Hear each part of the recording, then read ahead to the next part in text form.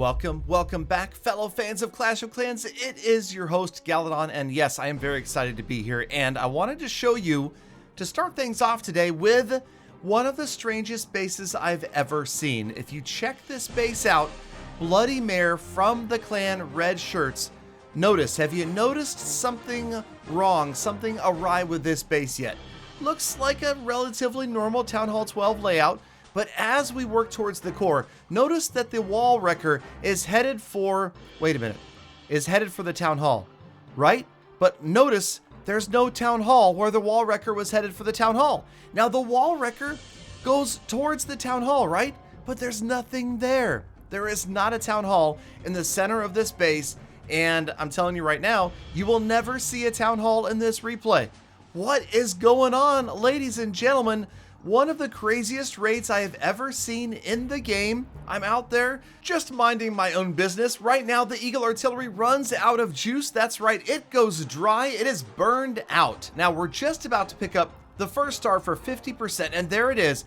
But again, no Town Hall in the center. We don't see the Town Hall anywhere. And I don't know, it's crazy stuff. The units continue to battle away.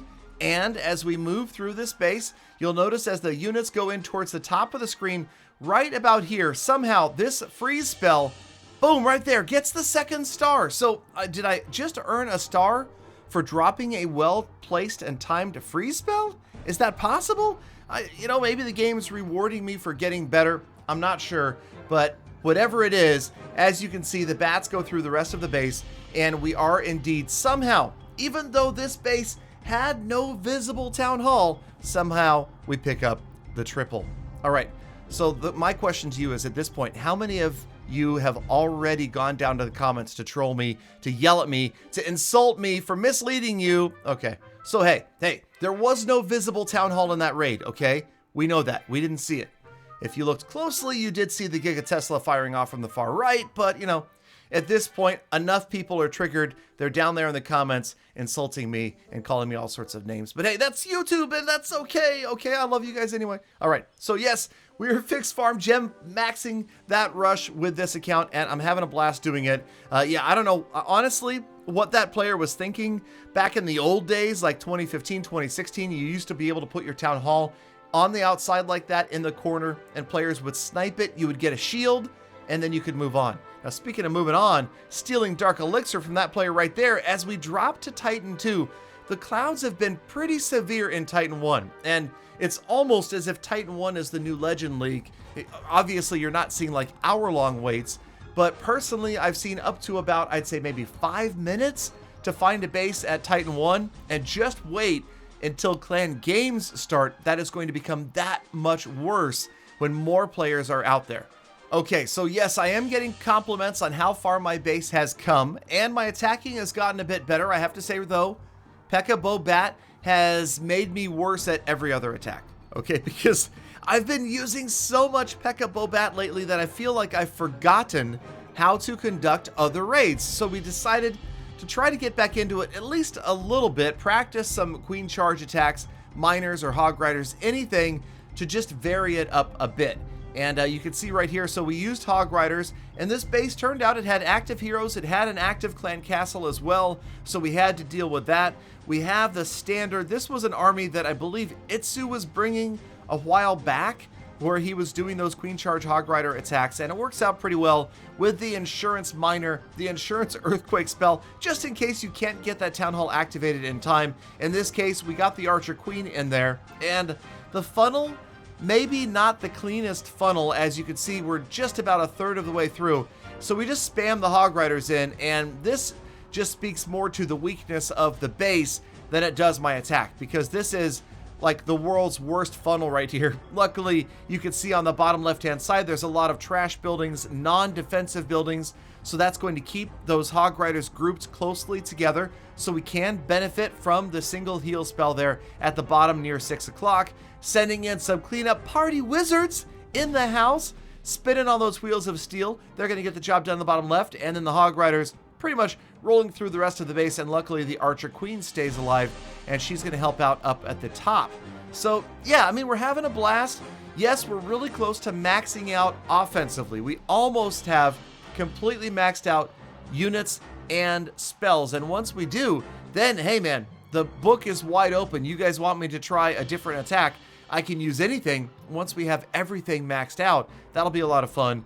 And then defensively, of course, we've got, I don't know, weeks, months, probably months left before we can finish at least all of the walls. I mean, that is obviously, as you guys and we have talked about many, many times, that's the biggest grind. That's the hardest part about getting through these upper town hall levels, and that is finishing off those walls. Will they make it so we can upgrade walls with Dark Elixir? Probably not. It's just not likely going to happen. But all right, so let's move back to a little more Pekka Bobat, because it is my favorite attack, and I gotta say, bases like this are like an early Christmas present for me. I mean, when I see a base where there's a single target Inferno out kind of away from the other Infernos, when the Town Hall is off and I've got a few Wizard Towers that I can take out early, this is just about ideal.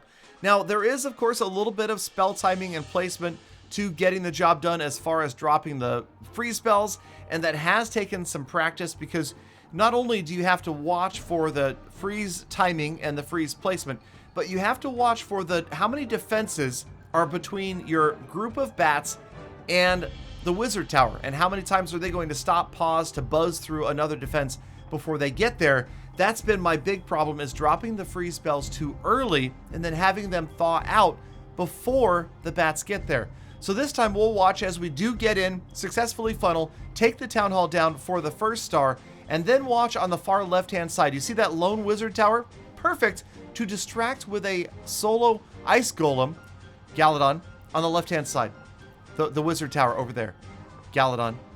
I'm not sure what I was thinking here. Okay, here we go. I'm ready for this. I know I did this. There we go, and that's it. Okay, so now the Wizard Tower successfully distracted by the single Ice Golem, and then the bats move in. The bats easily wipe that one out. We don't have to use the freeze spell, and you'll notice that once they get through that Wizard Tower, there is nothing left to slow them down until all the way down at 6 o'clock. There's that one Wizard Tower, and again, it's a matter of when do you drop the freeze spells?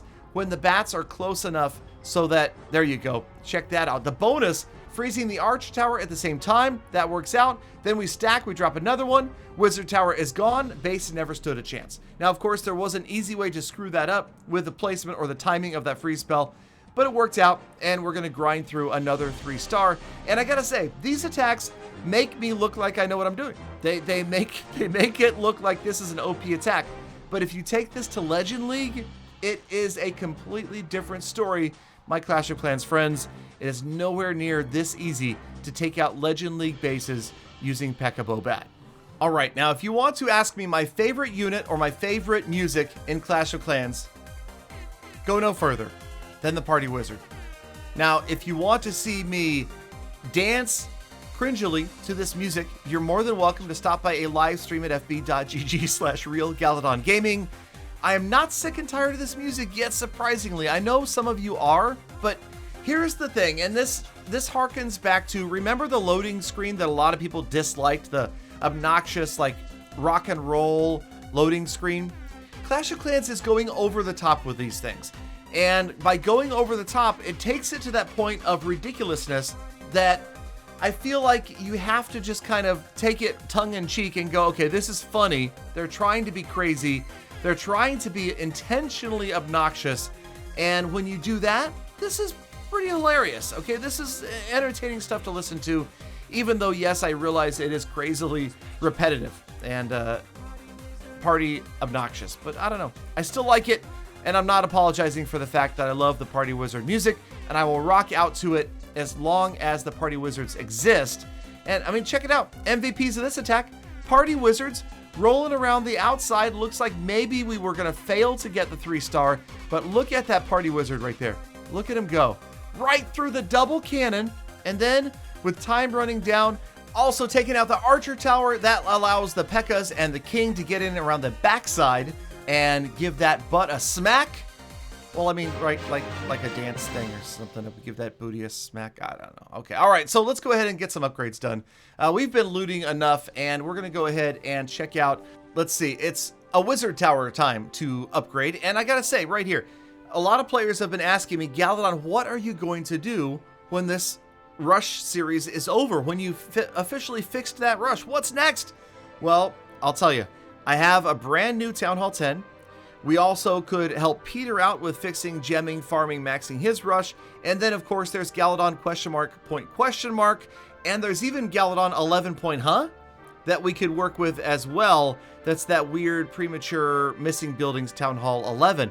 I would definitely open up the floor to your suggestions, your input, your comments, especially over on Facebook. If you want to come to a live stream, you can directly chat with me. And that's one of the things about my streams. I'm telling you, I pretty much answer every question that is posed to me. So if you ever felt like, hey, I want to talk to Galadon, I want to find out about, and personal questions too. You want to talk about YouTube, you want to talk about streaming, what got me into this, what I did before, any sort of things like that. I'm happy to talk to you about life in general and, staying positive, things like that. And of course, Clash of Clans or other games too. I'm always open to any questions. All right, so 181 level 11 walls remaining. So yeah, it is going to be a long road, and don't expect for this series to wrap up anytime soon. Those of you that are enjoying it, it is going to be a while. Obviously, once we get all of the defenses maxed, we're going to see a huge stall as far as walls. And at that point, I got to tell you, when we get to the point that there's only walls left to upgrade, things are going to be tough, and that's when I will be looking even more to you, the viewer, for motivation and inspiration. In the meantime, wrapping up another 3-star. Not a lot of upgrades this episode, but it's time for the status report as we review the total amount spent. Yes, today's episode, again, and this is about like every third episode where we don't spend any money, still 37, 69, 72. The gems, not even a lot of gems today. A cheap episode, about $12 worth. And then total time spent fixing that rush is now at 153 hours. My next goals, we're going to see some witch attacks. That's right, witches are on their way. And then how about moving one wall piece again? I'm kidding. Man, I could not believe the blowback from that. So I won't make that mistake again. Love you guys. Thank you for hanging out all the way to the end of the episode. You're the true #Galafam, and I mean it when I say I love every last one of you. So get out there, love yourselves, love each other, have a great day, and I will see you again tomorrow for more full attacks.